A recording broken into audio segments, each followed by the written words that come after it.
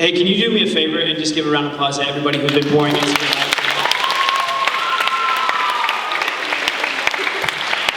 Well, it is such a privilege to wrap this thing up and to bring it to a close, and I just have a short idea for you that I want to talk about for a minute here. Hopefully you're haven't slipped into like one of those like eyes open comas that students are so good at doing in class when they're tired or bored. Hopefully you're not like playing video games in your lap or things like that. But regardless, tonight I want to talk to you about security. Security. To be secure with yourself is one of the greatest challenges of every young person, and if we're going to be honest, every old person too. To be secure means that you are stable, you are steady, you are free from anxiety or worry about other people's opinions about you. It means that you are rooted and you are okay with who you are. And this is what we deeply desire. We all desire to be secure. But to understand and appreciate and to set our sights tonight on security, we have to talk about something that we're all too familiar with, which is insecurity. Turn to your neighbor and say, true. What you need to know about insecurity is that insecurity is learned. It's learned. It's not inherited. You are not born insecure. I know this. I live with a 2-year-old. Okay? And I have been able to take a glimpse into probably one of the most secure people I've ever met. Because a 2-year-old that has people that are supportive and that cheer them on in everything that they do, they think they can do anything. It's really frightening, actually. Like their boldness, their level of boldness is just unreal. Because they haven't learned insecurity. He will exclaim things. He is an exclaimer. I don't know where he gets this whole like yelling thing and being loud. Maybe from his mom, I don't know. But he was running the other day and he puts both hands in the air and he goes, I am a race car. Yeah, a race car. He said the other day, he said, I am Spider-Man. It's like, you've never seen Spider-Man. How would you even get that from? He like exclaims these like things over his life. Or my personal favorite, we're getting in the car, put him in his car seat, and he goes, Mom, I change world? And I was like, that's my boy. Yes, how are you going to change the world? I'm like crying in the front seat. True story, that really happened. See, little kids, before they have people make fun of them, or tell them that they're weak, or tell them that they're stupid, or that their clothes don't fit, or their family's too poor, or all of the things that we hear, they believe in themselves. Because insecurity, which is anxious doubt about ourselves, is learned. And my heart broke a little bit in writing this speech thinking about my own son, and knowing and understanding that he will be made fun of. He will be told things about the way he looks, or he'll be judged, criticized by other people. He will doubt himself and his abilities because of what other people say. See, we watch insecurity in other people. Parents in the room, I actually read a study that if you express insecurity about yourself, your looks, I know none of you ever would do that, okay? But you express insecurity about yourself in any way, shape, or form, your kids actually pick up on that and they embrace that insecurity onto themselves. We watch it in other people that we go to school with. And then we inflict it upon ourselves based on the way that we think about ourselves and what others say about us and how they treat us. I wonder how many of us in this room are holding back who we really are meant to be because of what somebody else who was insecure said about us. I wonder how many people, instead of building confidence and community and authenticity and quiet confidence, instead we are building doubt and fear and self-loathing because of what other people have said or what other people have done. How many of us are putting on a mask and we're dating, flirting, drinking, partying, talking, or acting how we think others want us to act rather than being true to ourselves and our character? What you and I both need to know and understand deep down, inside of our own character, is that when you realize who you are, it doesn't matter who you're not. When you realize, when you really get hold of who you are, it stops mattering who you aren't. I remember a time in my life which was the height of my insecurity. It was junior year of high school. And I was tired. I was tired of being unnoticed. I was tired of being lonely. I was tired of not being popular. See, up to this point, I had never had a girlfriend. I had never been to a party unless you count a bunch of dudes playing basketball underneath the streetlight till 2 a.m. a party. I never kissed a girl. And so I dove in head first. I bought me some Abercrombie and Fitch. I dyed my hair with some frosted tips. It was cool back then, okay? It was cool. I thought about bringing a picture, but I would spare myself the embarrassment. And I started talking the talk. I started walking the walk of what I thought I needed to do to fit in and be liked. I ditched a lot of my friends a lot of the community that Courtney had talked about, I ditched them. Who had, up to that point in time in my life, had helped keep me on the straight and narrow. And I got drunk for the first time with the varsity basketball team. And all of these guys who had heaped criticism and judgment upon me for so many years for sticking to my beliefs and sticking to my morals suddenly became my best friends. It was like they welcomed me into their club. And on one hand, I liked this new attention and this new acceptance. But on the other hand, it ate away at my soul. See, I started dating the varsity cheerleading captain. I started lying. I started partying. I started doing things that I never thought I would do. I was stuck. I was stuck between this new attention, this new popularity, this new life, and this deep feeling of this is not who I am. This is not who I was meant to be. See, you need to understand, like I learned the hard way, you will never be comfortable. You will never be secure. You will never be confident wearing someone else's character. Turn to your neighbor and say, that's good.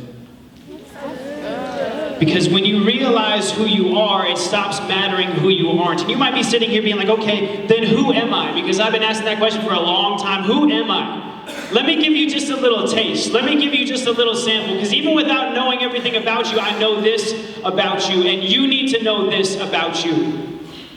I don't care where you're from. I don't care what kind of life you lead. You are an individual. Unique. You are a beautiful, messy combination of genetics, life experience, thoughts, words, actions, fears, doubts, beliefs, and ideals. You are one in 8 billion heart-beating, lung-breathing, life-flowing individual humans alive at this distinct moment in history. You are one in the estimated 20 billion humans to ever walk the face of the earth. You are one in the nearly 65 trillion different genetic combinations that your parents could have made. You are unique, the only person to ever possess the combination of experience intricately interwoven into the tapestry that is your life. You are a voice. You are a helping hand. You are a hug.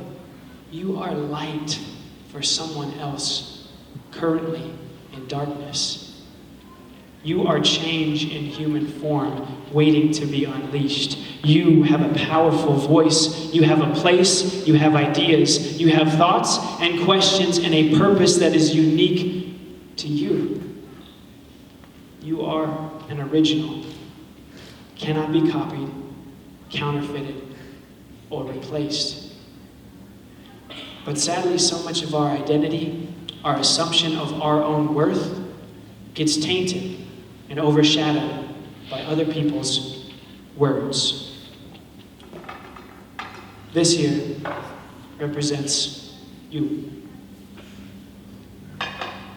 And these are people's words, people's judgments, people's criticisms. And it starts early in life. For me, it was a kid on my soccer team that made fun of the fact that my teeth were huge. He called me Bucky the Beaver. I didn't smile like with my mouth open for like 10 years. Thank you, dude on my soccer team. Maybe you had, in school, maybe you had a name that rhymes with something, and they rhymed about your name. Anybody? Hashtag elementary school, okay? And then we go to school and they tell us that our clothes aren't cool and our family's too poor and that we don't fit in and we get rejected from the cool kids table and we start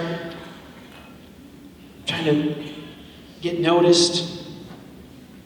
We have an older brother that picks on us because he's insecure with his own identity. And we have a teacher that tells us that we learn a little funny and there's just something a little off about you. Then we go to middle school. Shoot, let's face it, middle school, there's just shots fired daily because everybody's insecure and they're just trying to cut people down because they're all trying to feel taller, and that's the easiest and cheapest way that you can feel better about yourself is to step on somebody else if you're a little bit taller. Then we go to high school, people start telling us who we should be and where we should be by now and what kind of person we should go and what kind of college and all of this stuff. People's opinions.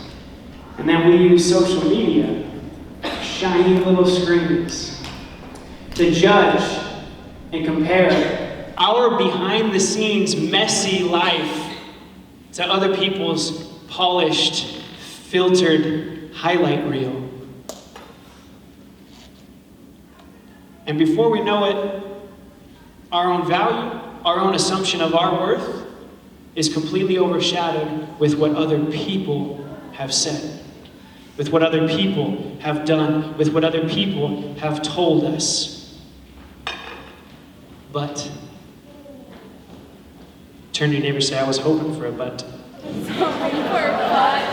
But, when we pour in a little community, when we have people around us who like us for who we are rather than who we aren't, when we embrace authenticity, and we embrace who we are and the unique qualities about ourselves, and we practice a little perspective, and we start pouring that into our thoughts and changing our attitudes about life and every day being a great day. And when we start embracing the darkness in our lives and realizing that the trials that we go through are made to make us stronger, and when we take on a little quiet confidence and we stir that up inside of us and we start teaching and preaching to ourselves that we are valuable and we are worth it, and we start pouring that into our ears and into our thoughts, what happens is people's opinions, people's thoughts, people's cares, they start lifting out.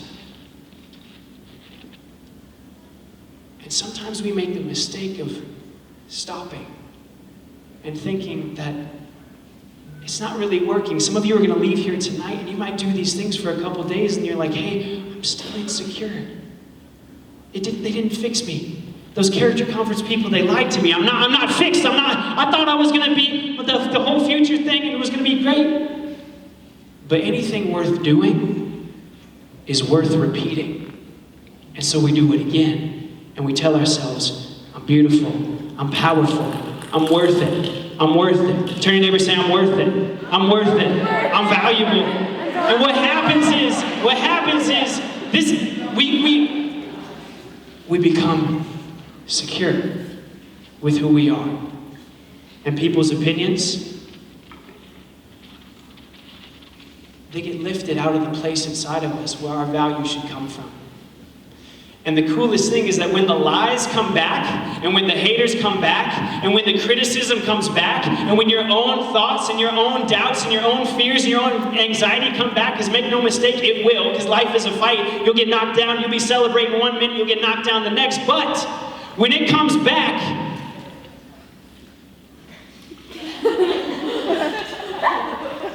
it can only stay on the surface. Because when you fill yourself up with character, when you strengthen up your character, you know what? What people say, it stops mattering. Because when you know who you are, it stops mattering who you aren't. And that, my friends, is security. Stable, steady, safe, free from anxiety, freed from the care of other people's opinions, rooted and okay with who you are.